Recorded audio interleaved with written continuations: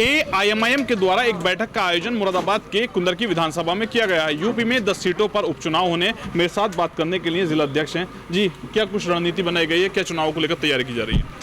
देखिए, मजलिस इत्तेहादुल मुस्लिमीन उत्तर प्रदेश के जो उपचुनाव होने हैं 10 सीटों पर, तो उन सभी 10 सीटों पर चुनाव लड़ेगी। ये पार्टी के प्रदेश अध्यक्ष ने ऐलान कर दिया है।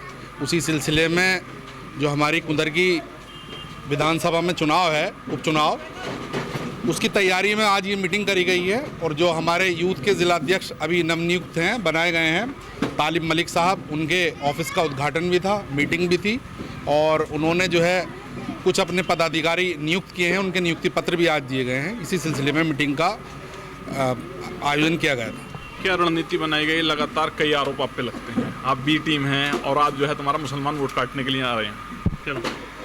देखिए, ये तो आरोप लगते ही हैं, जब जब चुनाव आते हैं तो आरोप लगते हैं कि हम बी टीम है, सी टीम है, जबकि असलियत में जो लोग आरोप लगाते हैं वो बी टीम खुद हैं।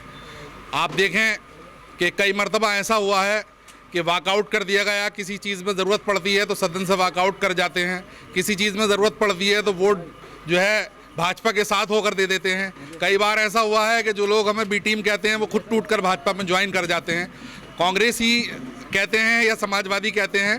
तो ज़्यादातर आप देखें कि कांग्रेस के जो विधायक हैं या मंत्री रहे हैं या नेता रहे हैं, सबसे ज़्यादा तादाद उनकी है जो भाजपा ज्वाइन की है।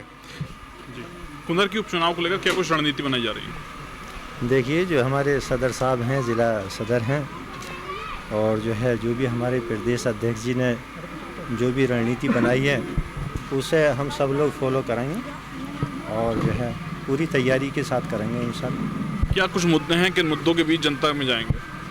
अरे इससे बढ़ के क्या मुद्दे हैं। हमारा जो लीडर है वो हमेशा सच्चाई और ईमानदारी की बात करता है, लोगों की भलाई की बात करता है। सच्चाई और ईमानदारी को लेकर जाएंगे, ये सबसे बड़ा विकास है।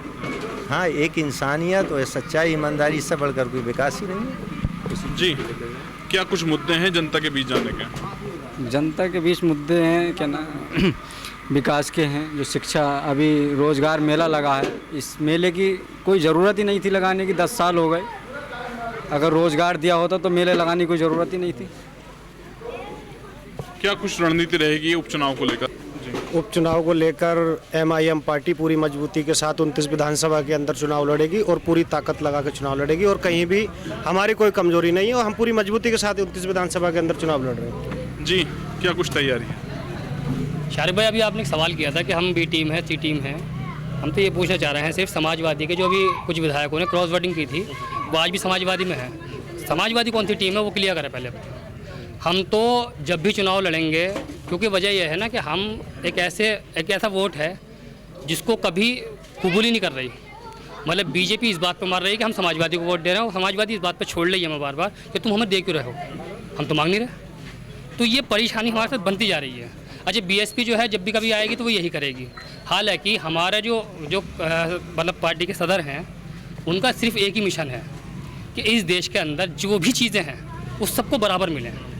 दलितों की, आदिवासियों की, मजलूमों की और मुसलमानों की आवाज़ यूँ उठाई जा रही है, क्योंकि मुसलमान यहाँ पे जो है सबसे ज़्यादा, मतलब मैं नहीं कह रहा, ये कुंदू कमेटी की रिपोर्ट है, रंगनाथ मिश्रा की रिपोर्ट है, और ऐसी कई कमेटियाँ हैं जो कांग्रेस के ज़माने में बनी, उनकी रिपोर्ट गई और उसको जो है डस्टबिन में डाल दिया गया। उसको लेकर बैरिस्टर असद वैसे ये बात कह रहे हैं कि जितनी भी चीज़ें हमारे बीच में आई हैं उसके हिसाब से हमें इंसाफ हो जाए, क्योंकि उसमें ये बताया गया था कि इस वक्त देश का मुसलमान जो है वो दलित से बदतर ज़िंदगी जी रहा है, ठीक है ना। उस बुनियाद पर जो है आज बैरिस्टर असद वैसी नहीं आते, उत्तर प्रदेश कहीं नहीं जाते।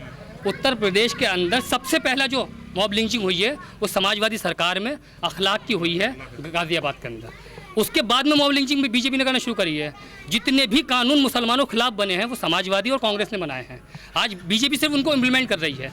अब लोग हमें कह रहे हैं बीजेपी के, भाई बीजेपी को यहाँ पे जितने भी मुसलमान खड़े होंगे, और यहाँ नहीं, इस पूरी विधानसभा में जितने लोग खड़े होंगे, इस विधानसभा को छोड़ो इस जिले के अंदर जितने लोग खड़े होंगे, और जहाँ भी मुसलमान होगा वो बीजेपी को वोट नहीं देता है। सिर्फ इसी वजह से वो पिट रहा है, कट रहा है, मर रहा है। वो बीजेपी को वोट दे रहा है यादव, खुल के दे रहा है, ठीक है ना। और कोई भी उठा के कोई भी डाटा देख ले, बीजेपी को वोट दे रहा है कौन?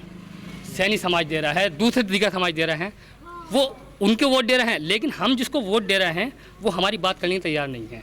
देखिए, महाराष्ट्र के अंदर हमारे नबी की शान में गुस्ताखी हो रही है, महाराष्ट्र के अंदर ऐसे लोग हैं जो हमारी बात सुनने को छोड़िए, हमें टच करने को तैयार नहीं है। हम इतने अछूत हो चुके हैं कि हमें टच करने को तैयार नहीं है। योगी जी सिर्फ हमें इसलिए मार रहे हैं कि हम मुसलमान हैं, और अखिलेश यादव इस बात से पिटवा रहे हैं कि भाई इन्हें मुसलमान है, इन्हें मारो, क्योंकि एक टारगेट चाहिए होता है। किसी भी सरकार को चलाने के लिए, किसी सत्ता को चलाने के लिए एक टारगेट चाहिए होता। वो टारगेट जो है वो मुसलमान है। उसको पिटवा कर सत्ता को, मतलब उनको भी दिखाया जा रहा है, जो दूसरी कम्युनिटी है, हमारे भाई जो हैं, उनको भी दिखाया जा रहा है देखो इन्हें मार रहे हैं तो तुम हमें वोट दो, और वो बेचारे इस बात पर हमें वोट डाल रहे हैं कि ये पिट रहे हैं। हालांकि हमारा पिटना और मरना कुछ नहीं है।